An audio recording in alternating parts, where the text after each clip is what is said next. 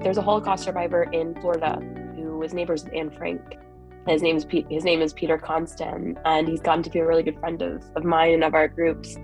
And it's his mission to make Holocaust education mandatory in all 50 states. So he found Barry Brown, who's a professor emeritus here at the university, who met him at a conference, or who met him at a Shabbat service at a Florida synagogue where Peter was. And they got to talking, and Peter said, "I want you to bring Holocaust education to Arkansas." So he contacted his friend Norm DeBrine, who is a former University of Arkansas baseball coach. And Norm DeBrine, one of his former athletes, is Senator Bart Hester, who is currently a Republican representative for the state Senate. So through all of that winding road, we got to a place where a lay group of leaders, myself, Steve David Ronell, Barry Brown, of course, and a few others, met regularly to meet with legislative aides to make sure that we crafted the language. And then once it was introduced, to rally support. And one of the biggest institutions in the state is, of course, the university system. So one of our primary contacts when we were reaching out to the university to initially rally letters of support when this legislation had been with Laura Jacobs.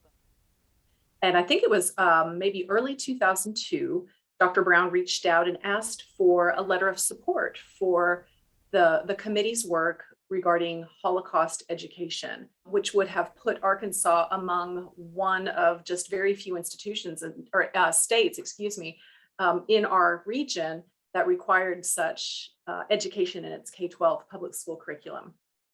It was also Dr. Brown who had reached out with this idea about giving the pen to the university, essentially, as a way to create engagement, if you will, create programming or opportunities around just this artifact, this simple thing of a pen, the pen that was used by the governor to sign the legislation.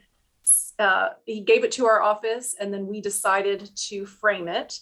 And when we decided where to hang it, that was really a big, where do we put it? Where do we put it where most people can engage with it? And I think at the end of the day, putting it in the Multicultural Center at the Student Union was really like the perfect home. Adrian Smith says, "Come for the company, stay for the conversation," or come for the coffee, stay for the conversation. And so at the heart and essence of what we're trying to do at the center is to be a space. When we think about belonging, it says that there's both place and space. And so, we are a beacon of hope on campus to be a place for the recognition of what has happened historically. So for me, the pen being a representation of change, and that the center being a place where we're hoping to make change. It's the importance of the legislation that's displayed, in the center. It's by our water tank, and so it's almost impossible to overlook it or miss it. You get some water, you're going to get it. Hopefully that's a stopping point to at least read. The pen is intended to spark a conversation. The pen is hopefully going to allow folks to look at it and see, wow, this happened through the U of A. But the pen signifies that we're inclusive of everyone.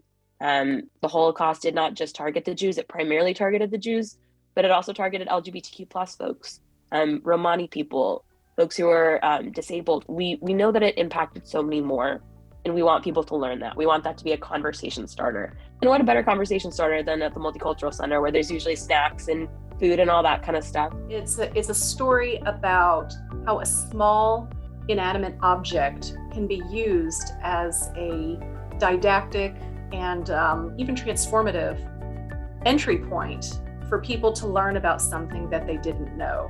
And so the symbolic part of that is the ability of a pen to write. And so oftentimes, I think the quote is, if you want to be remembered, write. And so we're excited to be a home and a place for this pen that will serve as another beacon that change is happening.